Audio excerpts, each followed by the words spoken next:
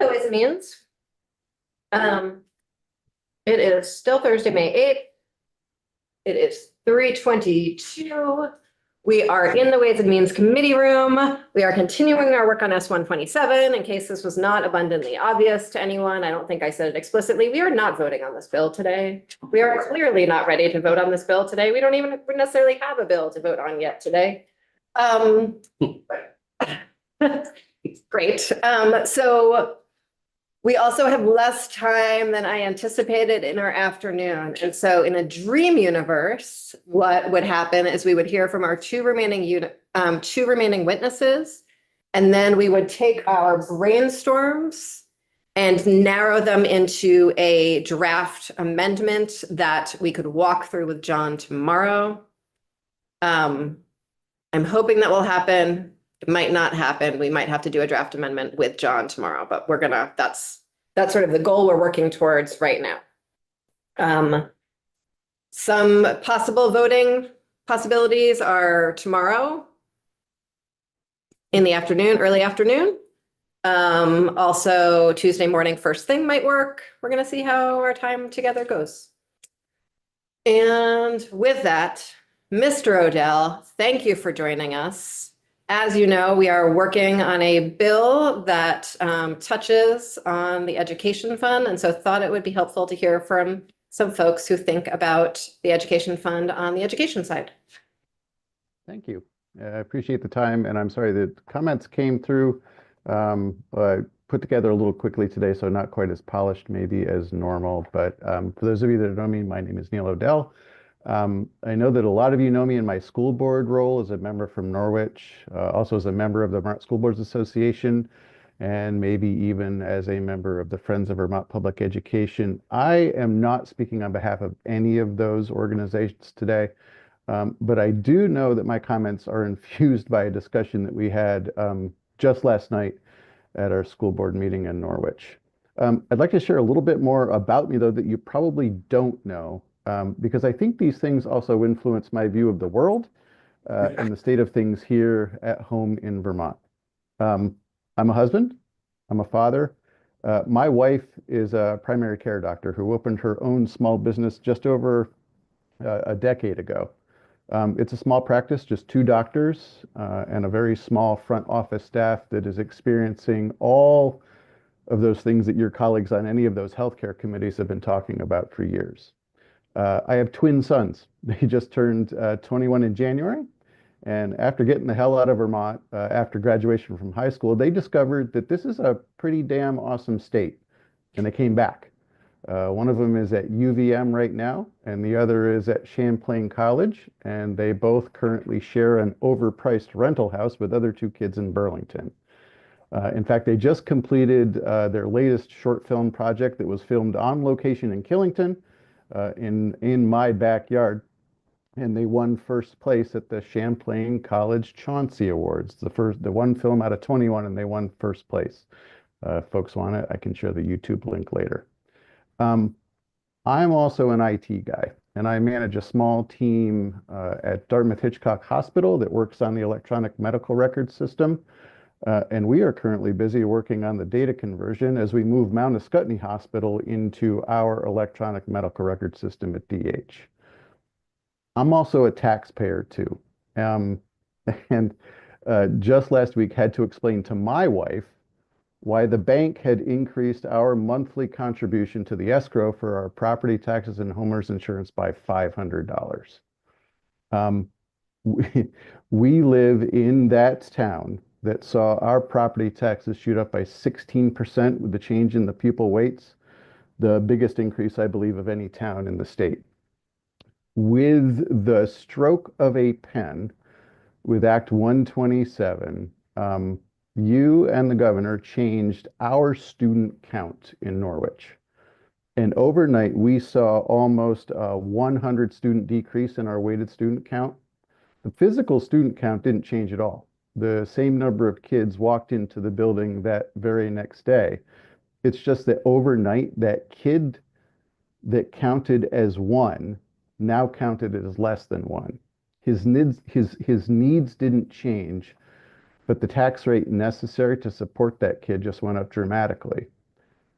And not once before or after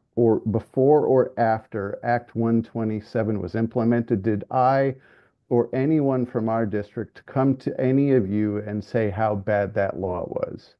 We supported the change in the pupil weights, even though we knew that we would be the district likely to see the most adverse impact. That law was the right thing to do. But here was the other thing about that law. Remember the cap, the thing that was supposed to provide districts like mine relief so that my tax rate only went up by 5% rather than 30 or 40%. The thing that had to be changed last minute because the unintended consequences of legislation that may not have been modeled or well thought out. I feel like we're there all over again. You are likely to pass a TIF provision in law where the fiscal note from JFO basically says, we don't know what this will do to the ed fund. The impacts on the education fund could remain for decades. Capping the education tax revenue from areas all across the state will put downward pressure on the ed fund, putting pressure on all of you folks to keep that foundation formula base amount, assuming that that's where we're going, right, low for years to come, lest you raise taxes too much. I don't disagree that we desperately need housing in this state, but I don't see how this proposal works out well for schools over the next 20 to 30 years. We've got chaos at the federal level with the Department of Education that could result in school districts losing massive amounts of funding. And you all have committed to buying down the tax rate this year with $120 million. That's money that we could have used to soften the impact at the federal level. And it also sets us up for another potentially large tax rate spike next year. That kind of volatility in tax rates is really hard to endure at the local level. I truly appreciate like all the work that you guys are doing around this, but I do wish that you weren't pulling so many levers at the same time. And sometimes I go to bed at night and I seriously wonder, like in a few years, if all of this is going to end up as a case study in how to dismantle a public education system while claiming that we're all trying to save it. When all of the chaos around the cap that was happening last year, you invited us to come in and talk to you about education spending. Where was the money going? How is it being used? Where could we get savings? And right now, I'm kind of wondering, like, what happened with those discussions? We talked about concrete things that this body could do to address costs. The piling on of costs to the ed fund, whether it was universal meals, PCB testing and remediation, special education spending, mental health services, changes to teacher healthcare negotiation parameters. And at this moment, I'm kind of like, what happened to all of that? I know that I come in sometimes when I talk to all of you and I say that I'm from Norwich. And there's a stereotype that I think immediately comes to mind. And honestly, I think I lose a little bit of credibility sometimes because of that. But I look at my school. I've got one of the best, if not the best, student to teacher ratios in the state.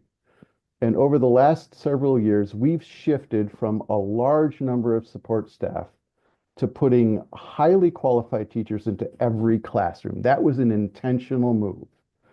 I've got very reasonable class sizes. I've got really well compensated teachers. I've got an elementary school of almost 350 kids, the size that the experts say is efficient. I've got everything that you all say that you're looking for in a school system. And as you all know, I've got low poverty. But then I hear talk about how much poverty impacts student learning and outcomes. And I'm here to tell you, you're right. We're proof that that is true. And my budget increases year over year have not been extraordinary. And my student test scores are good. They're really good. Math and ELA scores proficient and above 20 to 30 points higher than the state average. Unless I am misunderstanding something here, I am the Vermont that you guys say that you all want. And yet the message sent with the governor's funding proposal, your funding proposal, and what the Senate is considering right now, that message is that I'm spending too much. And I got to be honest with you guys, like the cognitive dissonance is killing me. The latest numbers in the Senate version of 454 would have me lose $4 million. That's half of my elementary school budget or a third of the combined budget with Dresden. Mr. That Odell, type, I appreciate how all of these things come together and would appreciate if we could focus as much as possible on the relationship between the CHIP proposal and the education fund, though I understand frustration with the Senate proposal very much. then I will just finish by telling you, like with all of those other things, if you're going to add TIF on top of this and essentially cap the amount of education revenue that could be available to school districts for 20 to 30 years from this point forward, you're just piling on. And I don't understand how that is good for education. And I don't understand how that is good for our communities and our taxpayers. Thank you. Folks, we heard from a lot of education folks at the beginning of the session, and then we have sort of moved on to other things while the Senate has done our work. We're looping back to it. I think it's helpful to have this reminder of all that education fund energy we put in earlier. Does anyone have any questions for Mr. Odell? Okay. Thank you very much for joining us. I really appreciate your time and your patience, and Representative Maslin has something he wants to say. Just a comment, Neil. Nice to see you again 2 days in a row. We had an extensive conversation, actually, we have been talking, I guess I should look at the camera and not the screen, but such is the next nature of this technology. About TIFs and project-based TIFs, and much of our discussion in the last 24, 48 hours has had to do with the relative impact on growth of the education fund versus impact on housing, hopefully growing housing. And we all understand how important housing is to all of the things that you've been talking about. My concern has been and is that our debate about housing on one hand impacting the grand list and the impact on the education fund seems to be a contradiction in terms. And I'll just leave it there, and we can debate it in a room and see where we come out. But I don't see any simple, probably too simple a word. I don't see any easy resolution to that debate on what we're talking about in committee in the last day or two. And so thank you for your input. See you soon. Thank you, Neil. Thank you, Representative Maslin. So folks, we are going to turn to Tom Cavett, who is our legislative economist. When Julia Richter was here earlier, she was talking to some degree about how she sort of works with these constructs in setting the yield, and she referenced some of Tom's work. And so we have invited Tom here to talk about how CHIP fits into his picture of Vermont and Vermont revenues growth. Hi, Tom. Thank you. We just lost you. There you are. Audio, here we go. Audio, now can you hear me? Yes, hello, perfect. Good. Nice to see you all. It's, I think, been since January since I've been in Ways and Means. So anyway, yeah, this, just to preface all of this, this legislation is not something prior to this morning that I had spent any amount of time with. So it landed on my desk, and I understand things are quite far along. And maybe you're going to vote this out really soon. So maybe it's just in this stage of minor changes. But I do think there are a few things that are really important to think about and might affect some guardrails on the whole thing if you do decide to go ahead with this. And then I'd be happy to answer any questions you have, but understand that not all details of the legislation have I delved into. I'm looking primarily at fiscal cost, and I think that maybe it hasn't been crystal clear but there's very significant net fiscal cost to this particular proposal. Just to understand by way of background, tax increment financing was developed as a tool to encourage economic growth and development and building in blighted urban areas. So these are areas that were like war zones. So people could reasonably say nothing at all is going to happen here absent some government intervention and some spending. So if you got something going, there's no question that but for what the government was doing in the way of a public expenditure, there would not have been anything. That's known as the but-for test. And any government spending, particularly with respect to economic development, typically, you don't want to spend something to encourage development that would have happened without the expenditure. Otherwise, it's a waste of money. That's pretty obvious. But tax increment financing, because of the way it originated, is not really well suited in areas that are not blighted, and obviously nothing's going to happen in areas. So,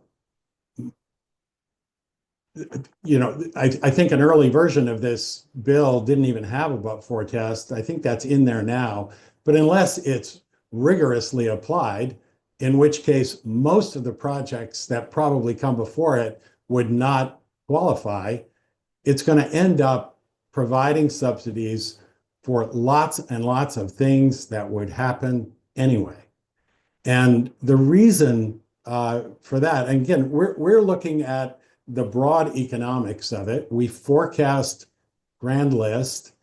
Also, parenthetically, our firm has done lots of work in the area of real estate construction, building products manufacturing, finance of all this. So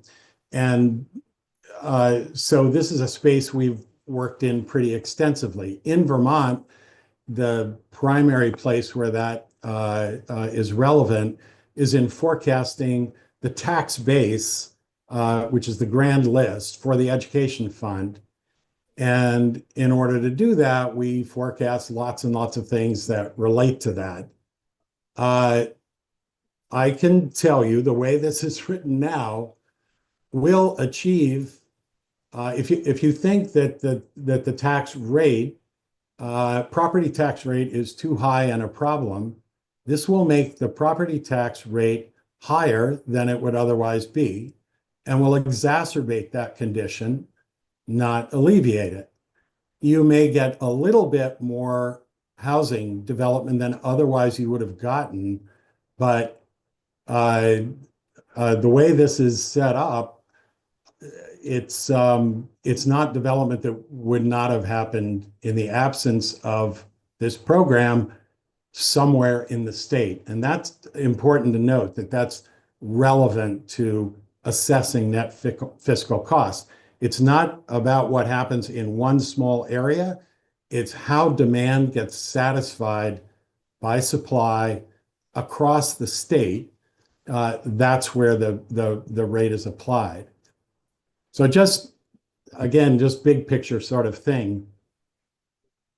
For more than 220 years, the Vermont free market economy has provided and built virtually all the private residential and private commercial buildings that have been needed by the people and businesses of Vermont. So whatever's demanded ultimately is supplied. One thing that happens in construction that is notable is that there are very often periods where there is excess supply and then it can swing to excess demand.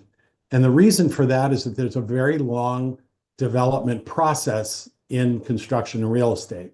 So if a developer gets a signal that there's excess demand and they can make money in the market, they've got to buy land, they've got to permit projects, They've got to organize subcontractors and everything. They then have to build the thing. And by the time all that happens, it can be several years to even 5 or 6 years, depending on the jurisdiction, size of projects, things like that. What happens is often by the time the building's built, there's too much that gets built. And that happens on and off. And we've seen that in Vermont in the late 1980s, 89, 90. The signal that the builder gets is usually through building prices, housing prices. When they're high, that's a signal that there's excess demand and money to be made. But that excess demand in the late 1980s turned into excess supply pretty quickly in the early 1990s. Prices crashed as a result of that, and then the whole process started over again. Next time that, so for a long time there was a housing shortage. By 2007, clearly there were too many houses. Prices again crashed, compounded by the financing of housing, and so on. In this situation, the pandemic has drastically distorted the housing market. It created demand, a lot more demand, at just the time that the market was recovering from the financial crash, which decimated housing. So that's why we've had such a run up in prices. You've had that combination of the extra layer of demand. But there is a market response that's been forming to that, and that's happening now, and it'll happen with or without this legislation. And I'm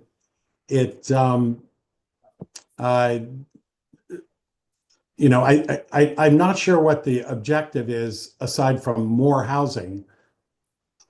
That will happen with the market. The thing that won't happen with the market is more affordable housing. So if you think there's a housing shortage for people, that can afford a $700,000 or $800,000 house, that's not true. There's markets there for high-end housing. The problem, the thing that the free market isn't addressing well, is the need for housing with people with very limited income. And that you can justify public intervention to try to deal with. There are many, I would argue, cheaper, more efficient, and better ways of doing that than trying to subsidize developers for all housing.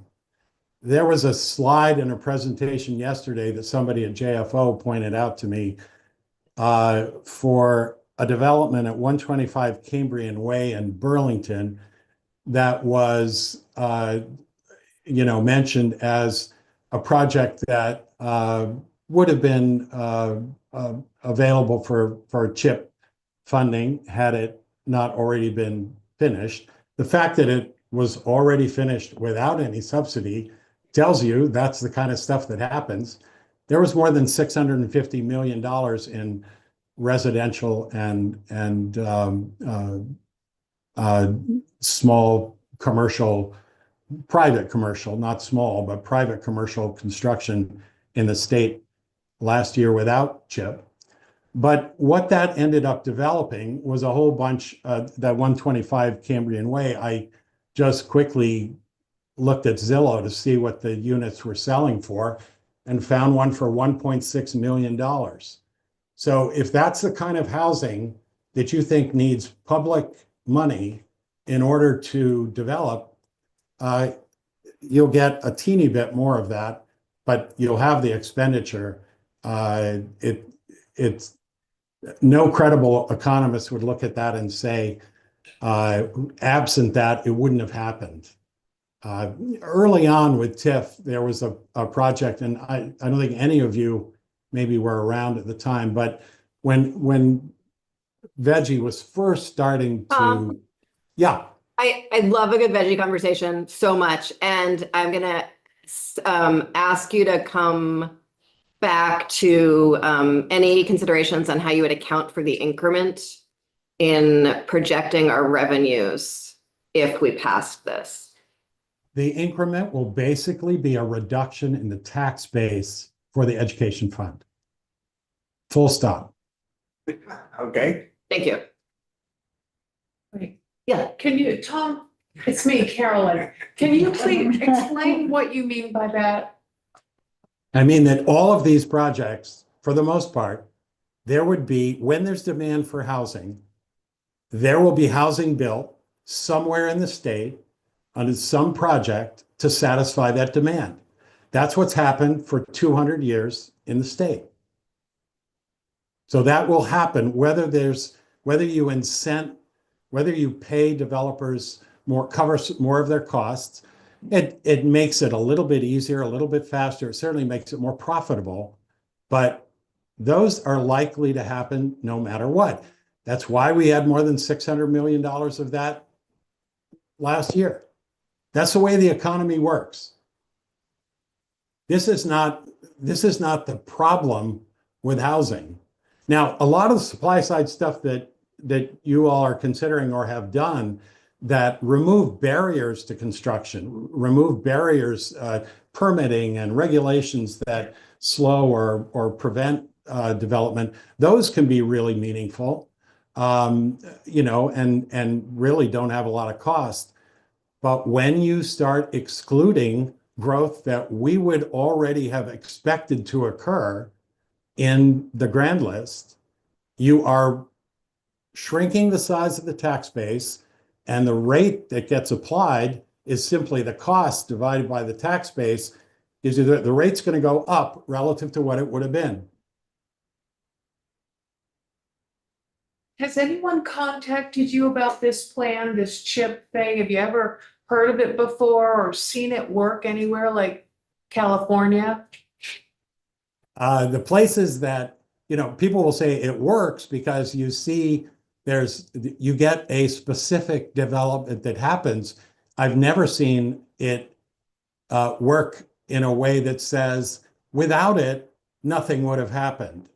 With it, there's proof that that's what made it happen. Okay, thank you. To me, it's a misuse of tax increment financing because you have to be able to prove, reasonably prove that absent that subsidy, nothing would happen. Representative Bigley? Yeah, Tom, I think you stated earlier, though, that affordable housing could be helped by some sort of a program like this. Am I wrong? Absolutely. Yeah, absolutely. See, there's where you could say the free market's not functioning as it should, well, or as we would like it to. But there is only a shortage of housing at a particular price. That's an economist would look at it that way. So, yeah, as you drop in price, and unfortunately, people's incomes, especially at the low end, have not grown as quickly as housing prices. There are a lot of people that can't buy the house they would like, particularly at the low end. That's where a lot of times public monies are spent to try to assist low-income people. And there are a lot of ways to do that. Direct grants, loans, various things like that can assist, or outright construction of affordable housing, this sort of thing. If this had a heavy tilt towards affordable housing, you could justify it based on that, but it doesn't. It's really, if I were a developer, I look at that, given the prices you can get, free market rates versus affordable, I'd be in the free market side of it right away. Thank you. Todd, thank you for that. Is there, in your mind, any way to really verify that the but-for test works, except for the fact that without it, nothing happened? No, you can't really prove that that's what did it. It's just that if you looked at a project one by one very carefully, maybe you could say some component of the project looks like for some obscure reason, maybe it was pivotal. But if we are to round the number for purposes of doing the ed fund calculations, it's going to be rounded to zero, basically. And with TIFs, understand that it's not just saying, oh, we're going to build these housing units. 40% of it, in the way it's written now, could be commercial space. And then adjacent properties, you have no idea what's going to get built on those adjacent properties. Do they need that in order to be built? You know, I mean, that's just the way development happens. You don't have to incent that. You know, if you wanted to help municipalities, you simply have a fund that either has grants or loans, and state could help municipalities. That would be one way to do it. Also, helping low-income people create demand. I mean, the problem is the low-end people who can't afford the houses that are available their demand is not being expressed in the free market because they don't have the money. I'm sorry to interrupt you again. I want to follow up on Charlie's question. So somewhere in your testimony, you mentioned that the but-for test, something would only work with a stringent but-for test. And Charlie had the opportunity to serve Representative Kimball had the opportunity to serve as a member of VEPSI for quite a while, and tried to stringently apply the but-for test. And I also had the opportunity to serve on VEPSI. And I think from sort of practical experience, it's very hard to get folks around the table to stringently apply a but-for test. And so we're trying to figure out, we've had a conversation about what is the purpose of putting but-for in the legislation if we can't apply it stringently. And so wondering if you, in all of your wanderings around these things, have come across a way to stringently apply but-for. Is that helpful? That's helpful. Okay. Yeah. So first of all, understand that the but-for test applied to a normal VEPSI project is very specific to a certain promise that a company's making about a specific development.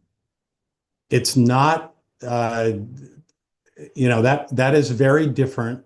And you could, by looking at a lot of data around it, you could come up with, you know, some reasonable defense or not of that being credible. When you get to something like housing, and understand also, I was involved both in the creation of VEPSI at the start, the cost-benefit model in the late 90s, and the reboot that was done in 2006, when the program, for lots of reasons, was not functional. So that was when VEGI started. The working group that created VEGI consisted of economists in tax from VEPSI and Joint Fiscal, unanimously recommended that TIFs not be a part of VEGI because as a geographic area, you had no idea what might be developed in a geographic area in the future. So how can you do a but-for test on something that is not constrained to a particular project, no more, no less?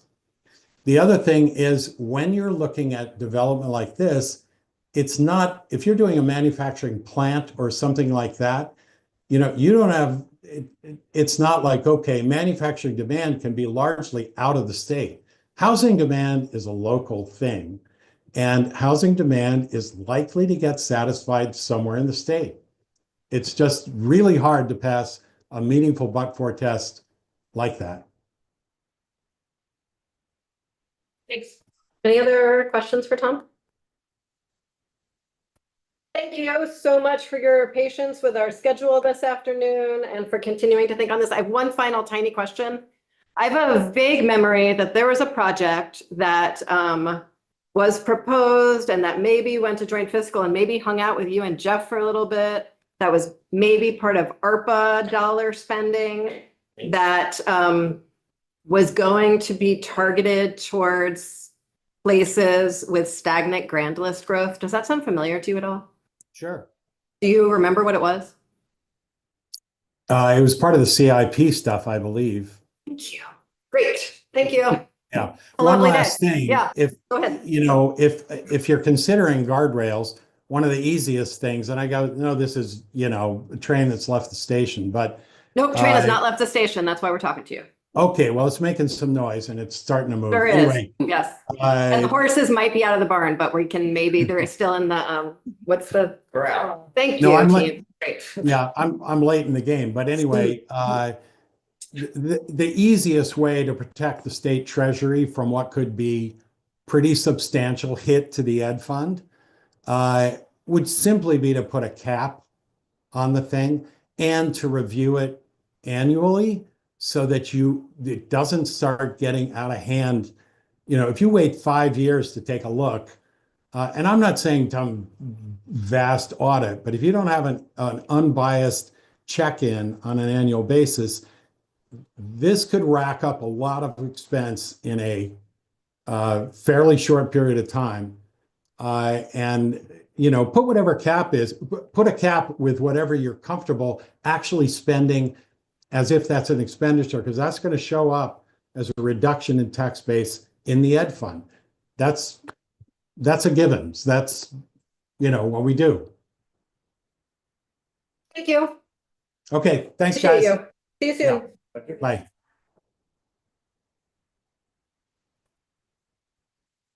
Okay, folks.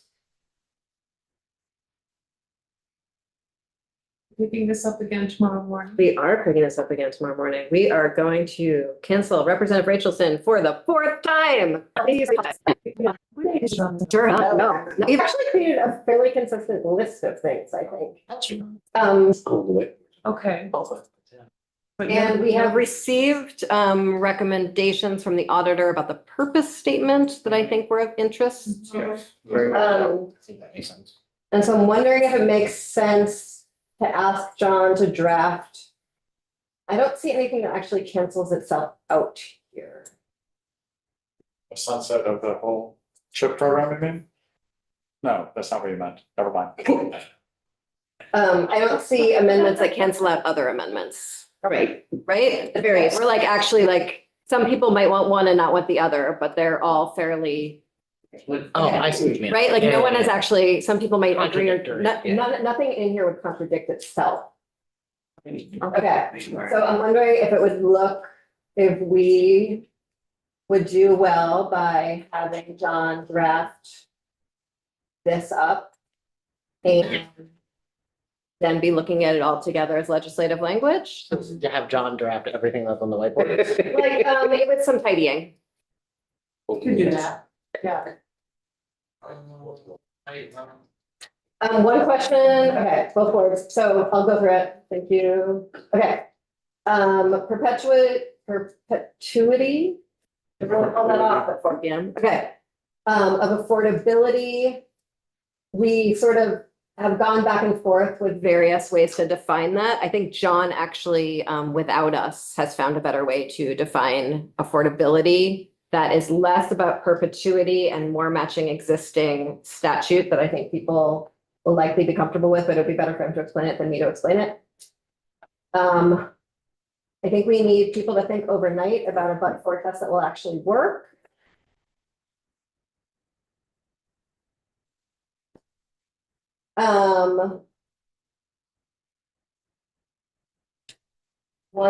$0.01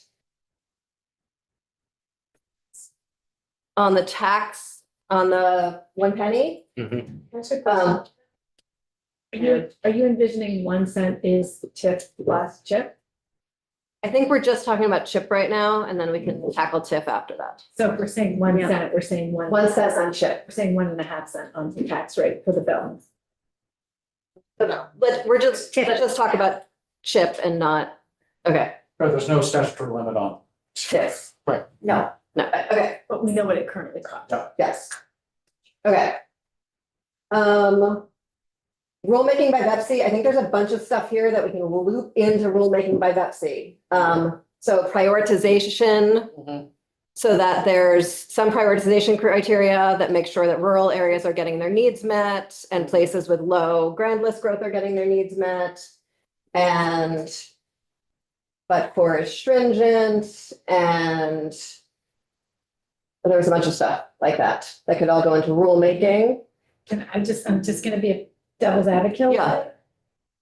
This would exclude communities that have high property growth, high education tax rates, and are very close to jobs potentially, based on your criteria. Okay, and I'm just saying the things that are on here that could be moved into rulemaking rather than us having to make a firm I'm just decision saying, on but it. the Yes, criteria you're Yes. saying would Yes. preclude. yes. So if you could offer a criteria that would not preclude that, that would also make sure that rural communities are getting the needs met, that would be helpful. I think this is my point. Those are, I'm gonna say this again. I'm struggling with the fact that so much of our policy is incoherent. I think we just have to decide what our goal is. Okay, And those are incoherent purposes, and they reflect different theories of action about how we're gonna have houses with people paying income tax near jobs. I hear that. I think that's also part of serving with 150 people. Yeah, we just need to, I just wanna know what it is we think we're doing. Yeah. I think we want to build housing, everything, everywhere, all the time, but only in downtown and village centers. And things that could become a downtown and village center, ever. And I'm saying like, that's the vibe I've gotten, right? Okay. Okay, great, okay, so what do people want? Okay. Let's hold that big picture question and just get to the. Okay, we're skipping prioritization for a minute. Lots of questions about locations and tiers. Not gonna figure that out in the next 9 minutes. The square footage thing. I think some of that could happen in rulemaking. I feel strongly about if this is a housing incentive program, the majority of the development. Yes, 100%. I think the question of whether we're talking about attics and basements, or someone mentioned to me in the hallway, like, does that include machine rooms, et cetera? Like, Yeah. those definitions can happen in rulemaking. Yeah. Okay. Is everyone okay with the? I wouldn't put it in rulemaking, I'd put it. I did gently say, let's see if you can do it. Okay. Something about the permit timelines being lined up and not having everything be contingent on each other. Which I feel was relative. John answered that question. Great, okay. Okay. Carol, I appreciated your suggestion to adjust the timing for OTV. I think we need a technical suggestion on how to achieve that. So if you could think about that, and if you could think about that. Thanks.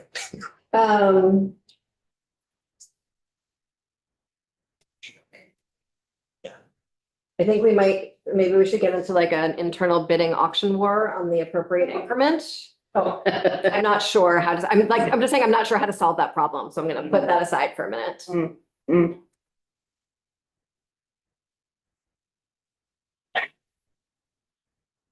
It was so fun when Molly walked in with this whiteboard. It's not the highlight of the day. Okay. One of the highlights of the session, I think. Yeah. What? No, it belongs in the speaker's office. She brought it all the way from the speaker's office. I think we've narrowed this somewhat, and that's helpful. Acceptable uses of increments and improvements. I would still like us to exclude properties that aren't being developed. Okay, yep, the non-contiguous. The Yep, non-contiguous great, piece. okay, great, okay, yep. Thank you. Yeah. This whole thing about whether VEPC is appropriate for this or a housing collaboration that does not yet exist, I think is an open question. I've received some email suggestions from people about who should be at that table. I feel like I've been one of the Yes, nitpicky people on the chipboard. So like Yes. my biggest issue with the chipboard is that its entire purpose, the vast majority of its purpose was to basically grant a waiver for below 70%. So if we want to have a board with more housing focused people that has a broader, perhaps they're the ones who determine the but for, like, frankly, if we can give them more work, I'm okay with making a board to do more work. and I think if we give them more work, we should allow them to delegate Yeah. rather than be the appointed people. Yeah. Okay, great, okay. Great. Okay. That felt somewhat productive, yes? Okay. Yeah, Well, we skipped over. we did. We skipped. I'm going back up. Okay, Yeah. I'm okay. going back up to the things we Okay, skipped. I'm okay, just okay. building small agreement as we Yes. get to larger agreements. Okay, great. I still have no idea what to do about the tiers, given everything that Ellen said, that timelines were Yeah. very confusing. Pretty It's a very complex. confusing situation that seems momentarily unsolvable to me, because that seems solvable to anyone right now. I will say we should take out the tiers completely, but. Wow. Okay. My friends downstairs are gonna be mad at me for that, but that's. I wouldn't do that. Yeah, I don't think I can do there- that. There Yeah, are I'm just places saying. right now, whether it's a tier, you know it's gonna be a tier one because it's in the middle of the village and it already has sewer and all that kind of stuff. So you know it's gonna be a tier one, even though it's not that way on the map. So I think there are things that A lot of tier one doesn't have sewer. Oh, so that would be helpful. my town, they do. Yeah. So, Okay, great. No, Okay. but I'm just saying, Yeah. it's not always the case. Right, Okay. right. So even applying this just to tier one would be helpful. Okay, Depending on what your other criteria were. yes. Um. Are we going back to criteria? Is that what's left? What's the other thing I skipped? Sunset. Sunsetting, sunsetting TIF. Sunsetting TIF. Let's hold that I one. think that's a. That was just sort of a fun thing to throw on the table and see what happens. I'll save that for tomorrow.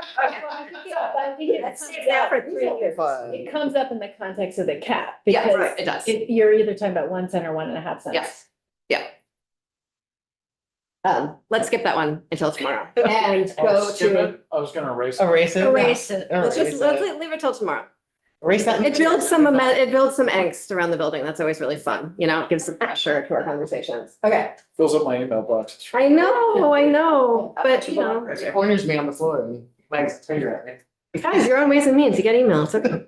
Okay, so prioritization criteria, Discuss. discuss.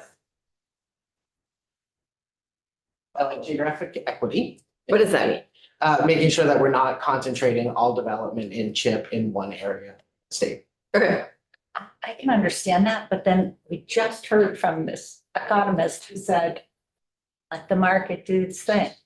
Mhm. Now, what do we do with that? I think it's helpful to remember that we are 11 people. That was really hard for me to come up with. It really must be the end of the day. We're 11 people. We are actually, despite best efforts of the speaker, we are not actually all that well geographically distributed as members, actually. And there are 150 other members who are going to want to feel served by this bill, and 30 senators and a whole state. And so as we think about what criteria, like, it's everyone's ed fund that we're touching, right? And I think Representative Holcomb made a really good point about how, like, you know, lots of development in one area serves the ed fund for everyone. I think that's a point you've made before, Yeah. Representative Odie. But let's sort of think about that. So, okay, so what would that look like? Okay, I also did, in terms of other prioritizations, Representative Holcomb brought up vacancy rates. Yeah. And places with very low vacancy rates indicating a high demand for housing, so I think that Mhm. makes sense. okay. So that would need to be at a county level because it wouldn't work at a town level. I mean, yeah, we don't have vacancy rate figures and. And if we did, it would be the least trustworthy statistic that's ever. It doesn't work. We get it. Okay, so. We should, Yes. and we should check and see if that actually works. Yeah. Yeah. We don't know if it works. Yeah. We don't know if it works. Stagnant grand list growths is another fun one It's a good idea. that points towards need. I would just caution that what we've seen from TIP is TIP works in places that are growing and it doesn't work in places that don't seem to be growing. And even the slides we've seen have seemed to confirm that. And so I think this is actually, I think the point he was making is you can pour money in, but if there aren't other things working for that community, you're not going to get growth.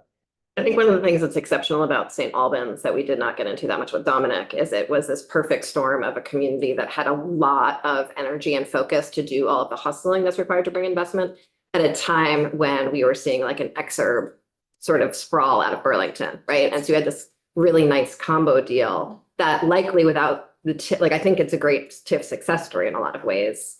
And you needed that exurb sort of sprawl out of Burlington to really make it sing. And that's my point about the Upper Yeah. Valley, Yeah. because we are the exurb for Lebanon and Hanover, which has job density that is as high as Burlington. It's just on the New Hampshire side, but if they lived in Vermont, we would have access to the income tax. And we are giving that up because there's a ton of building going on the other side of the river. And with the exception of Hartford, none of our towns have wastewater or sewer. That is an undefinable term in my experience. Oh, Oh, John, I don't think you should walk in right now. Thank you.